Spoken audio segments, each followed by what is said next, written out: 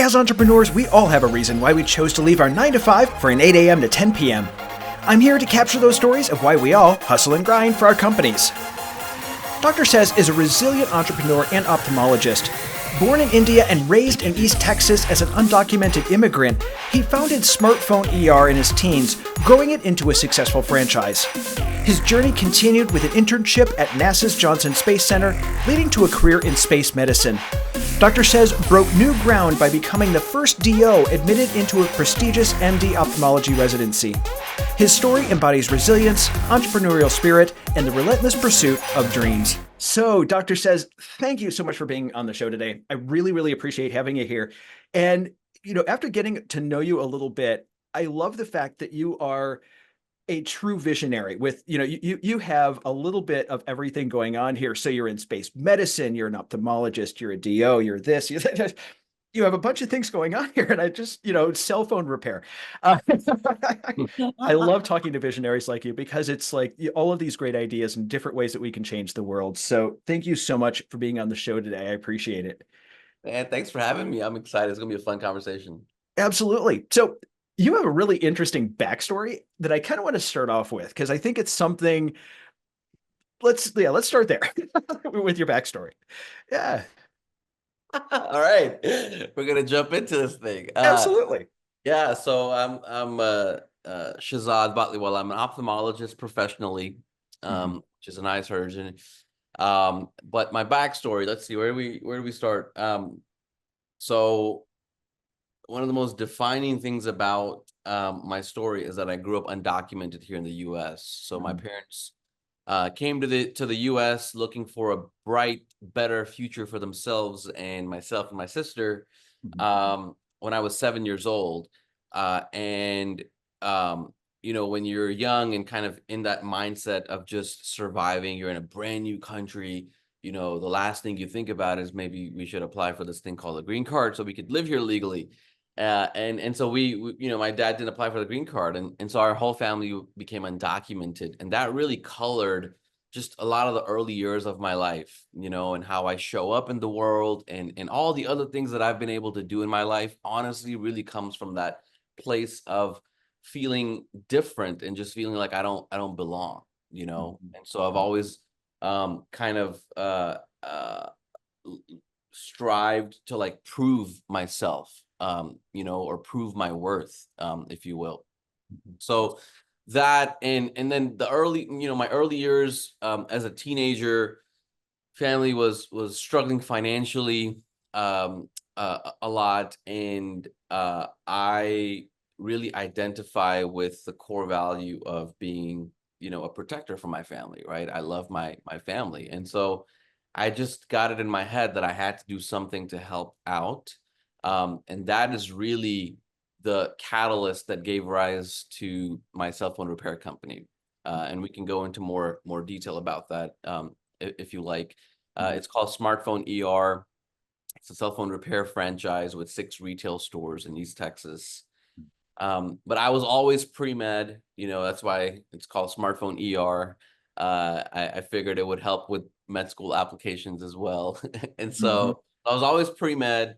So never lost sight of that focus. And so thankfully was able to get into medical school after getting my green card. And in medical school, I discovered this field called space medicine. I've always been a fan of space because I think it gives you perspective, right? Compared to everything else out there, our lives are not as critical or important as we think it is sometimes, right? So space has always been something that gives me perspective. So I took that passion and love for space, and in medical school, space medicine came along. I was like, what the heck is this thing? So I got into that. I interned for NASA for a couple of months, researching some of the vision issues that astronauts have in space. And that was one of the most fascinating experiences of my life. And then I took that to another level because I wanted to learn about the business of space. So I got an MBA in the space economy. This whole world of business in space is opening up to us, and it's going to continue to evolve in the next 20, 30, 40 years. Really, really cool field, really cool niche. and now I'm here. So there are a lot of rabbit holes there. We can go down whatever road you want.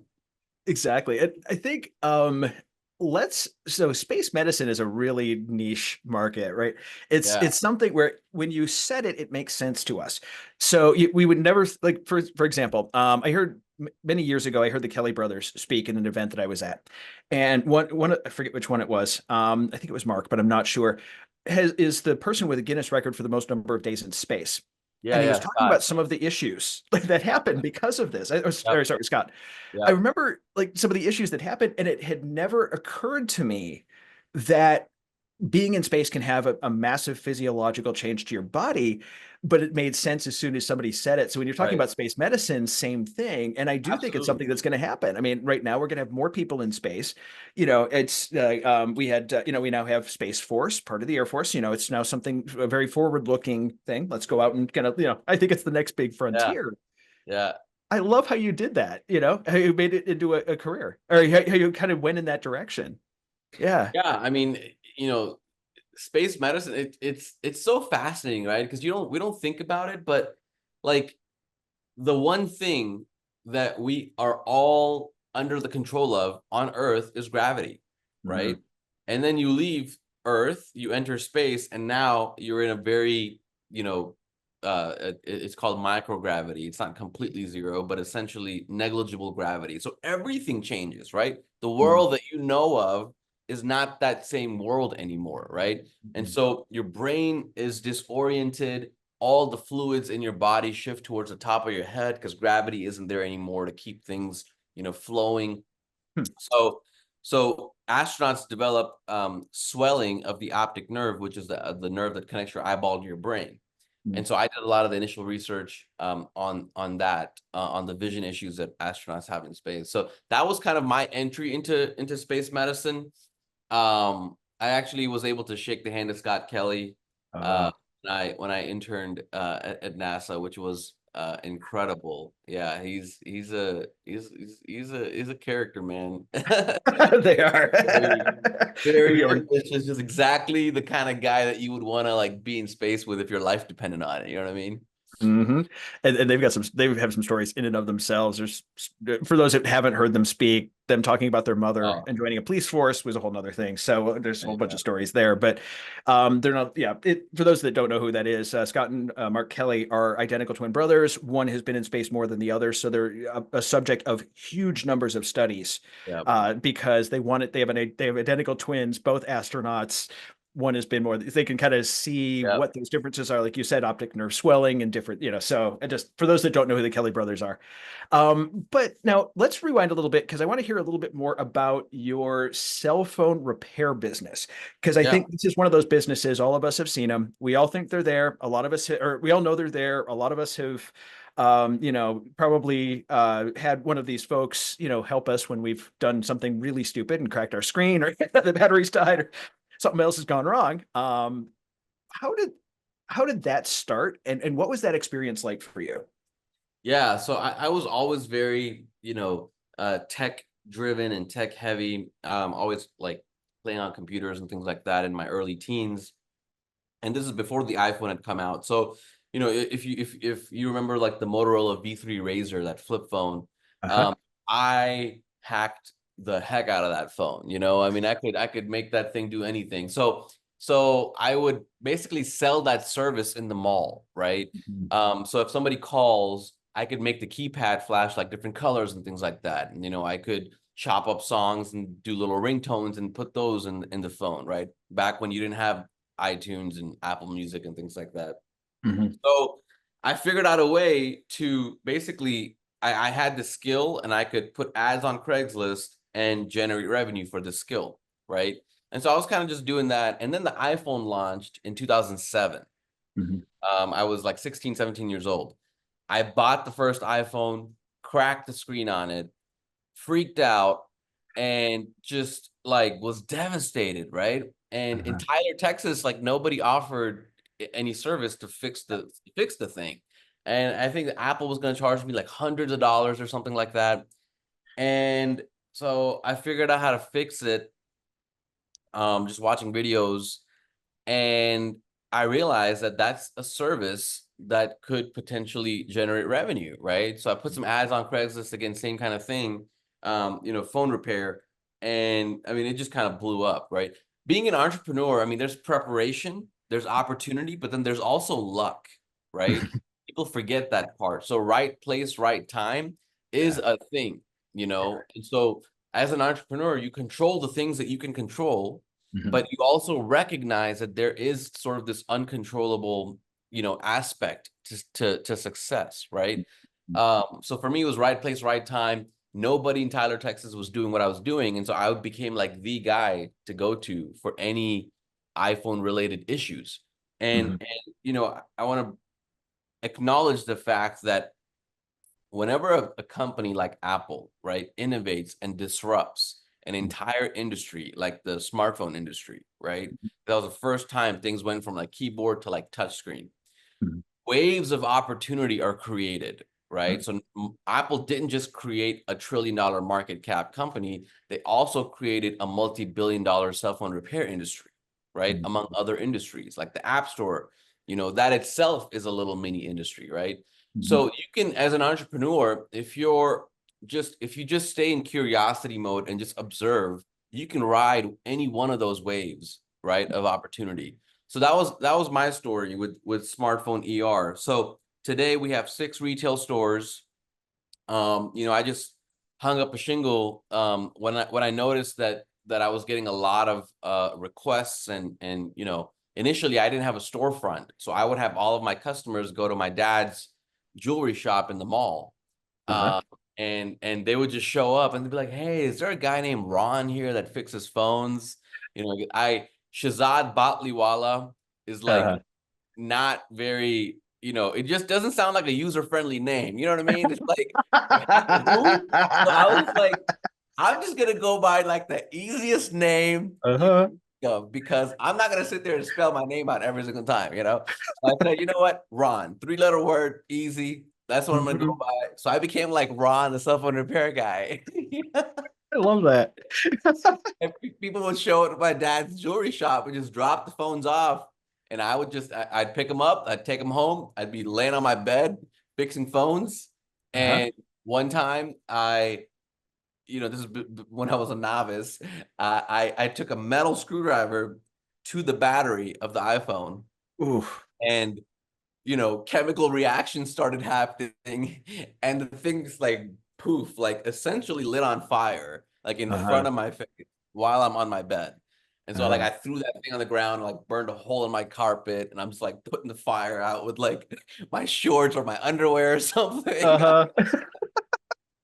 My mom has no idea I do these things. So my mom's like, Mhm. "What is that smell?" I was like, "Mom, we're good, don't worry about it." It's all good. It's all good. It's out. We're good. No problem. So that was like one of my initial mishaps in that world. But anyway, so then I realized, all right, I got to have a storefront. So rented out a small place, and just kind of took off from there. That was graduating high school, going into college, and then throughout college and into medical school, with my dad's help, who was kind of like my operations manager, if you will, like my eyes on the ground. Mhm. We grew to 6 retail stores, and it was life changing. I mean, it provided for my family, it helped pay for medical school. So it was crazy experience. Nice. And I think it's one of those jobs. There's not really you don't need there's not a barrier to entry, not a huge barrier to entry. At least there Right, wasn't at that point where it's 100%. just let's just Yeah. go do. Yeah. And Yeah. that's the thing, right? It's a skill. Yeah. And if you can just learn a skill, you can monetize it, right? Mhm. That's all I did. I just learned how to fix phones. And today we fix anything with a power button. I Mhm. don't know how to do that, right? So you just got to start somewhere as an entrepreneur. I mean, when I first started the company, it was called iPhone ER, because that's all I focused on was iPhones, right? But Mhm. then you pivot, because then I started getting Samsungs, and people would bring like iPads and all these things. I was like, well, can we fix those? Well, I don't know how to fix it, but maybe I can find somebody, hire somebody who can fix it, right? Mhm. And so that's another lesson I think that I learned in entrepreneurship, is like, you just start somewhere, Mhm. right? you don't have to perfect the model. You start somewhere and you generate revenue, because revenue is the lifeblood of any business, right? Once you can generate revenue and you're cash flow positive, you have the resources to outsource and scale and grow this thing. But a lot of entrepreneurs, and myself included, like there's this hesitation of like, oh, like it's got to be perfect, right? Before we start, it's got to be just, and that's not how it works. Yeah. I think it's fear-based thinking where we think we have to be perfect at it, but frankly, done is sometimes better, than perfect. And you're never going to be, you're always going to continue to increase. You're always going to increase, level up your skills. You're always going to become better, but you Right. need some sort of income happening before that happens. And sometimes, I joke about that as entrepreneurs, we sometimes are we jump off a cliff and then build the plane on the way down. Uh, That's a but there's a great, reason for yeah, it. yeah. I think we have to do that. There isn't really any other way, to be able to jump on these ideas. If you had waited until you were perfect at building iPhones, and remembering that this was a time when the internet was still kind of on the newish side, Yeah. and that there weren't a whole lot of resources out there. There wasn't YouTube videos saying how to fix iPhones. They had not even been out for a year. Right. You Exactly. needed to just figure it Exactly. out. Yeah. Exactly. Yeah. Yeah. Yeah, no, and so I think it's an important lesson, and I love how you said that, where you were good at one specific thing, iPhones, got that so that it was cash flowing, got some income. Then you expanded to something else, seeing there was something new coming in, and I like how you did that, where so you focused on one ish thing at once, and then kind of went out from there, and then you started to broaden your product offering. I think a lot of times we think it's got to be like a diner where we serve everything, and it's not really. We Totally. you focus on one thing, become good at it, and then go from there. Yeah. Yeah. I was looking at like some of my initial like graphics and pictures and ads and stuff that I made, when I was starting the business. And yeah, like some of my initial ads were just iPhone screen repair, like 30-minute phone repair or screen repair, right? And that was Uh, the only product I offered because that's all I knew how to do. But then mm-hmm, people started calling and saying, hey, like my battery, weirdly just dies on me. I was like, oh, can we change out the batteries?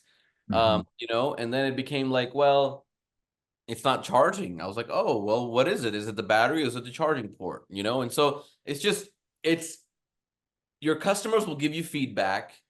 You take that feedback and you iterate and you mm-hmm, see if there's a new product that can come out of that feedback, right? mm-hmm, And then you offer that new product if you have one. That's kind of how it evolved. If I really think about it, like the granularity of it, I mean, this thing has so many parts, right? This mm-hmm. phone has a lot of different parts to it, and so yeah. I mean, it's a great point that you focus on one thing, and then it might be a year, 2 years, it might be 2 weeks, it might be 2 months, but listen, right? Listen to your customer and respond to the feedback.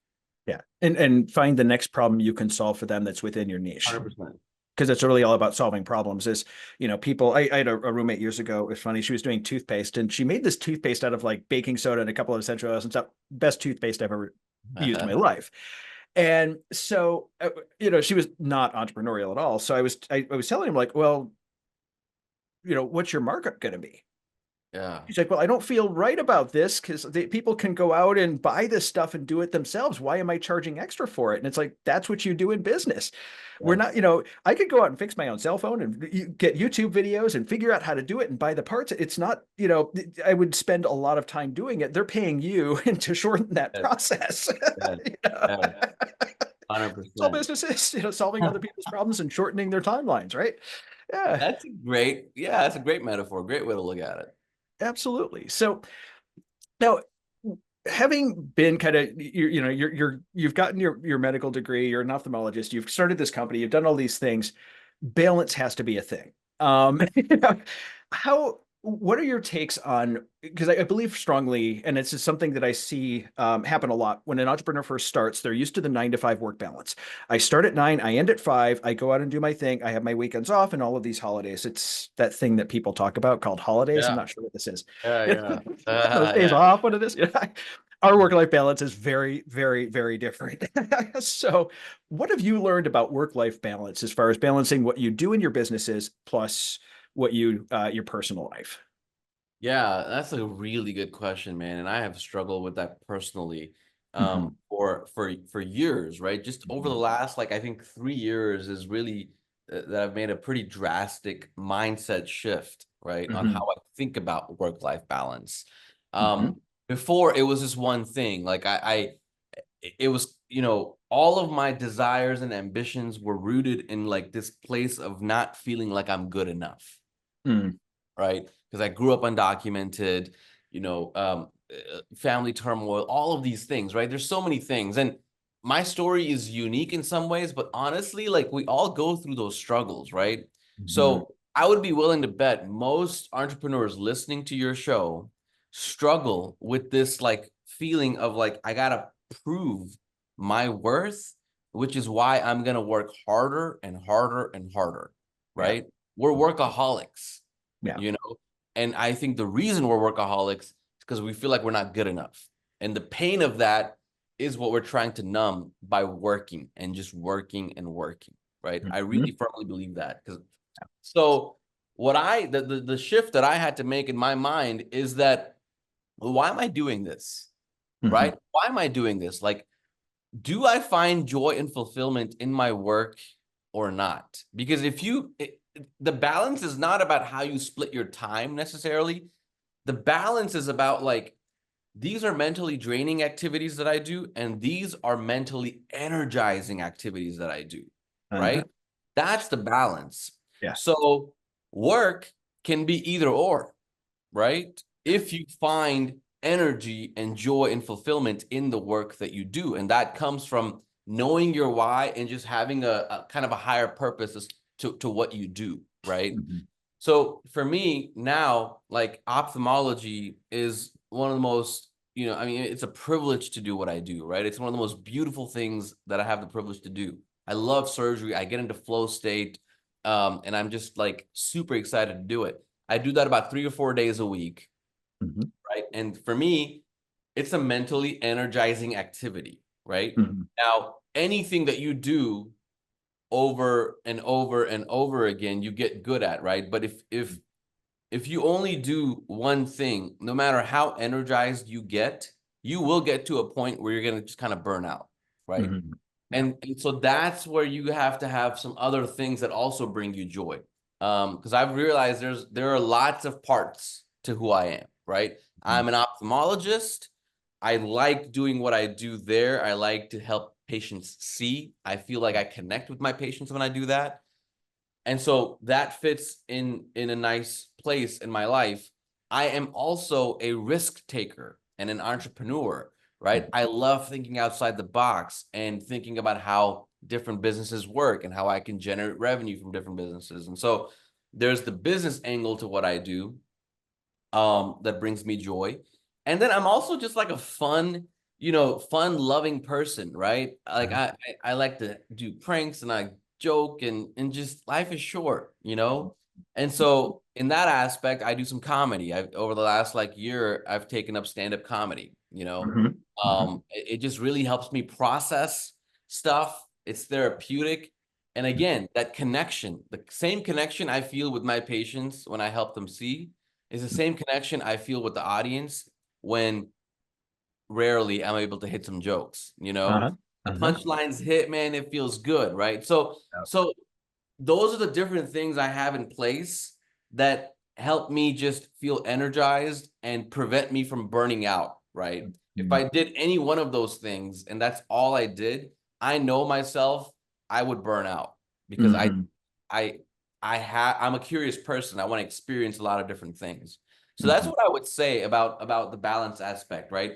Mm-hmm. It's yes, it's how you spend your time, but it's also, are those mentally energizing or mentally draining activities, and knowing yourself, knowing the different parts of you, right? And how you can put things in place that feed all the different parts of you.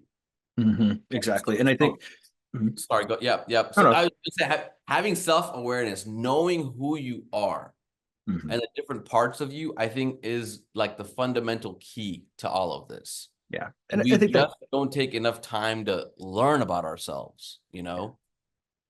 Yeah, no, so true, so true. Sorry about that. So it's one of No, those no, I things. get very passionate about this topic, as you can tell. I love it. I love it. And so do I too, because for me, I had to learn that, I have burned myself out multiple times. I have gotten to that moment where it's like, you're just, you feel like you're chief everything officer of your company. And, there is a balance. And going back to like what our parents were used to as far as work-life balance or what other people are saying is work-life balance, most of those formulas don't work for us. They work for somebody in a job. They don't work for entrepreneurs. Like we are going to be answering emails at 7 p.m. on a Sunday. It's going to happen. And I think, as long as we understand that there has to be some sort of creative outlet. I love the fact that you brought up that you do comedy. For me, it's just so life admin, like dishes, laundry, stuff like that is my creative outlet. Mm, It's a thing, meal prepping, stuff like that. There's yeah, got to be that thing in our lives that we do that helps us to create, because as visionaries, that's all we do is we create, and we're in our happy zone when yes, we're creating. yes, Sometimes we can't create in our company. Sometimes it's just the grind of let's just get this thing up and going, and I've got to do 10 sales calls today. Sometimes, making sure that we stop and have that creative outlet. I get one visionary day a week. Like I just go nuts on it. It's all those cool things in my head that I just really want to do. And I'm mapping stuff out. And, I have a whiteboard here that's usually filled with something, multiple stuff like that. man, So I I think love having that. that balance is interesting, Yeah, just being able to do that as an entrepreneur and kind of give that, like you said, doing those things that absolutely charges our batteries. Yeah. yes, And I think yeah. we forget about that a lot. Yeah. I have, yeah. It's been a huge struggle of mine. I call it pathological ambition. I love it. I have suffered, I have suffered, self-diagnosed, Uh-huh. I love it. pathological ambition. It's just ambition that is coming from this like unhealthy place of just wanting to prove yourself, right? There's no Yeah. purpose behind it. There's no joy. There's no fulfillment. And I was that guy, right? I was Mhm. that guy, and it took a lot for me to like kind of pull myself out of that. Mhm. True. So we're getting towards the end of the episode, and I do have one question that I ask everyone. What is a book or podcast that has had a significant impact on your life? Yeah, that's a great question. So there's a book, it's called Be Your Future Self Now by Dr. Benjamin Hardy. Huh. Um, Fascinating book. And it touches on this concept of like visualizing who you want to be, right? I don't think we spend a lot of time just as people in this really busy, chaotic world that we live in of where do we want to be, right? Who is that person that we want to be 3 years, 5 years, 7 years from now? You Mhm. know, what are the qualities of that person? What is that person achieving, and really visualizing that future self. I think if we can sit down and do that and reflect, we can create the life that our future self is going to be proud of, right? Mm. Because if you don't do that, then and you live in this state of reactivity, right? And you're not proactive about the life that you want to live in the future, then I feel like just years go by and you're like, wait, how did I get here? Right? Like Mhm. just really being proactive and taking control of who you want to become. That was really the message of the book. And I just thought it was a beautiful thing. It really helped me um just change my mindset about how I think about every action that I'm taking, right? Because it's all Mhm. going to be consequential to who I become. Um, there's a balance there, right? Because one of the things that I've struggled with is living in the present, right? Mhm. I've either lived in the past, Mhm. you know, regretting some prior decisions or just ruminating about the past, Mhm. or have lived in the future, but in an anxious way, right? Mhm. Anxious about what's going to happen in the future and really ignoring the present. So there's a balance there. You have to live in the present. We were talking about that in terms of delivering a TED talk, right? Anything you Mhm. do that you're going to do well, you have to be in the present moment, Yeah. right? But then also balancing that with, from a place of self-compassion and grace. Well, how does this future Shez or how does this future Andrew look like, right? And where do I want to go from here? not from an anxiety provoked place, but just from a place of like curiosity and excitement and just love, right? For your future self. Yeah. Yeah. And I think having that goal and having that vision, especially as guys, we need that vision, we need that passion, we need that purpose to here's where I'm going to be in the future. Here's what it looks like. I mean, I'm a strong fan of visualization. I want to see what that's going to look like. What does it feel like being there? What am I going to be wearing? What am I going to be listening to? What is Yes. going to be the smell around me? And Yes. getting into that moment where I truly have a deep understanding of what that's going to look like, or what I think that's going to look like. May not be perfect, but close enough. I have that, I can be in that moment, that future moment where I am successful, where I have accomplished these goals. Helps, what does that person look like? What sorts of things do I have to do to grow to get to that point? Because it's often different than where I'm at. We have a certain specific, we have a way of thinking of ourselves. We have blind spots. We have things that we need to overcome.